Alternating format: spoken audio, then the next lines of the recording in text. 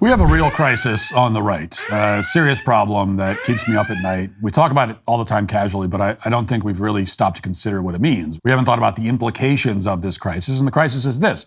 The left has transcended satire. We cannot satirize these people anymore. We cannot make a parody out of them. They've descended so far and so fast into madness that there's simply no way for the satirist to stay in front of them. Inevitably, any satire of the left will be satire for maybe like 3 days before it becomes reality. And that's in the best case scenario. But more often, satire of the left isn't even satire at all, even at the moment that it's created, because it's actually tamer than reality. The right's satirized version of a leftist is very often more normal, more sensible, more coherent than an actual leftist. This is a problem. It's a problem we face. And there may be a way around it, but we're going to have to start getting very innovative if we want to keep satire alive. The old methods just don't cut it anymore. We have to go farther. We have to be more creative, more daring. That's what it will take because of things like this. So here's a very real news report out of Los Angeles. This just happened last week. Again, not a joke, not a skit. Real thing. Happened in real life. Watch.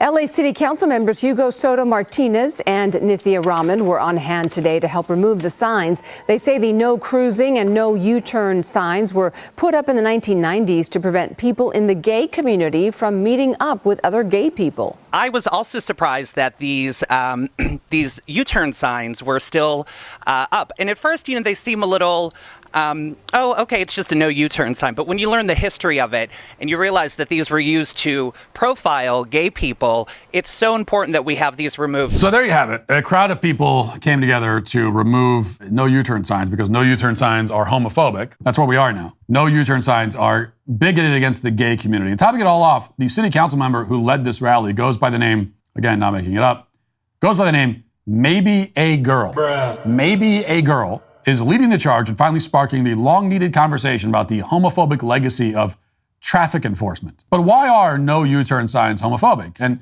if we're looking for anti-gay implications in traffic signs, why start with U-turns? Some people have speculated that there might be some homophobia in, for instance, exit-only signs. That's not a gay joke on my part, to be clear to the YouTube censors. I would never engage in such things.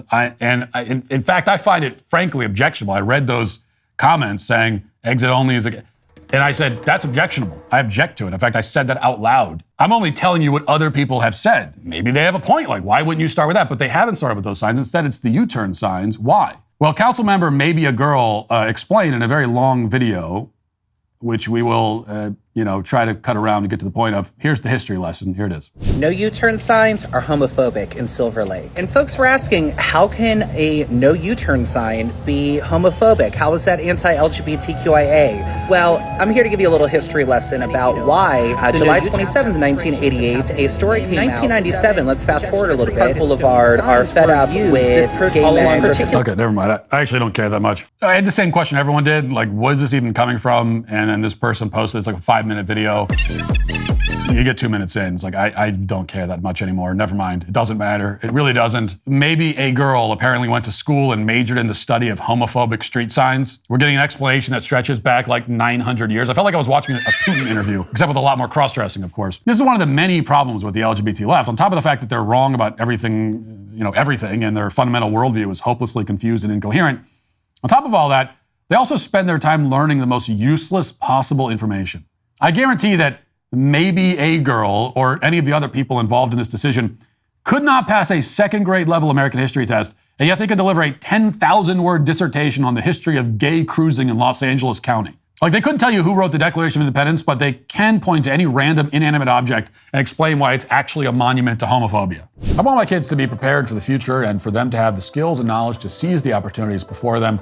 Education is a key component of that preparation, which is why my family homeschools and why many other families are choosing to homeschool as well. If you're currently homeschooling or thinking about homeschooling your kids, I encourage you to check out BJU Press. BJU Press is dedicated to providing families with educational resources and tools that train students to analyze and think critically about real-world problems. That's not all. The textbooks and resources are rooted in a biblical foundation, bringing all subjects under the ultimate authority of God's Word. BJU Press not only provides a robust curriculum that's both biblical and academically sound, but also fosters a sense of community as well. BJU Press offers a complete line of K-12 textbooks and teacher support materials, many of which are available electronically. Visit homeschoolhelp.com/Walsh to learn how BJU Press can help you prepare your kids for a future full of possibilities. Homeschoolhelp.com/Walsh. That's homeschoolhelp.com/Walsh. And in spite of their extensive knowledge of these utterly pointless subjects, they're still wrong even about those subjects, according to the explanation we just heard, if you didn't fall asleep in the middle of it. What you take from that is that they put the signs up in order to stop gay cruising in the 90s. Gay cruising, as we saw in the newspaper clip that was briefly flashed on the screen, means that gay men were going out and looking for other men to have sex with in public. The news article mentioned 2 men caught having sex in a stairwell. If the no U-turn signs were connected to the effort to stop this kind of public lewdness, it must be because it was somehow effective in preventing gay men from cruising around on the street looking for sex. So if these signs had anything to do with the gay community, quote unquote, and that's a big if, it's because they were behaving inappropriately in public, and the signs somehow helped to get that problem under control. Yet I'm not exactly sure how the U-turn, like, I don't know, you had a gay man that was driving down the street, and then he saw on the other side of the street another gay man who he thought, oh, maybe I could have sex with that guy, and then he just cuts a Yui real quick. Huh? He thinks you're gay. Is that what was happening? And that was why they had, I don't know. There's only so much I want to know here. I already know a lot more than I want to. But this is how self-absorbed and oblivious these activists are. If the no U-turn signs are connected to them in any way, that should be a source of embarrassment. Embarrassing. It's only because they kept having sex in public and other people in the community didn't want to be forced to witness it. Rather reasonably, I would say.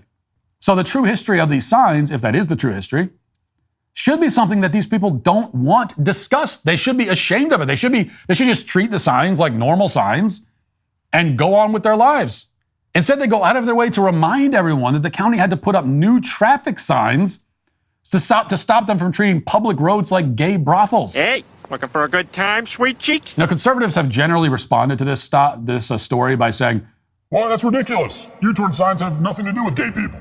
Which is an understandable reaction, but the truth is something even more absurd. Actually, these signs really might have something to do with the behavior of some gay people in that community, behavior that is objectionable and that the city was right to crack down on.